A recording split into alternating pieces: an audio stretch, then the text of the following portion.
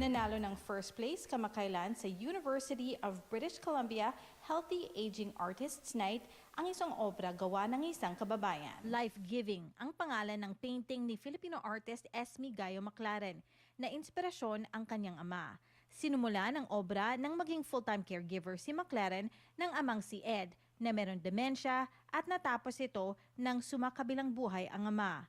Kamakailan, ang Life-Giving ginawaran ng first place sa contest ng UBC Faculty of Medicine, bagay na ikinagulat daw ng kababayan. Well, when they announced it, it's like a roller coaster because at first it was disbelief, and then I was really sad because I wish mom and dad could have been here to see this. And then I realized that they were probably watching and know all about it. Sa gitna ng panalo, di raw maiwasang maalala ni Maclaren ang kanyang ama at ang mga ginagawa nila nung nababuhay pa ito, gaya na lamang ng daily sunset stroll sa isang pier sa South Vancouver. He was an English lit teacher in the Philippines in high school. And even when we moved here in 1968, he was invited to be a teacher.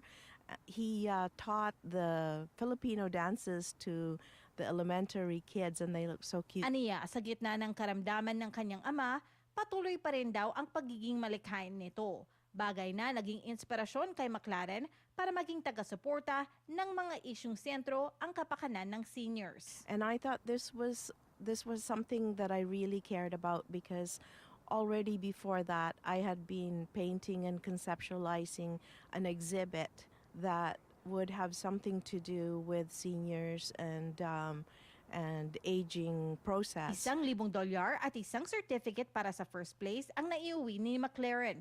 Malaki rin ang pasasalamat niya sa nasabing award, lalo't itinutulak daw nito ang healthy aging at pagtanda ng may dignidad sa British Columbia.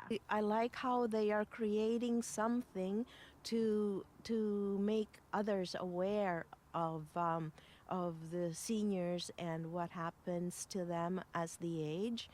And I like it that we are looking into medical research and the social programs that we can offer seniors, and also that they can educate the seniors. It'll help seniors find out more what kind of things will make their aging a better experience. Teresa Barrera, Omni News, Vancouver.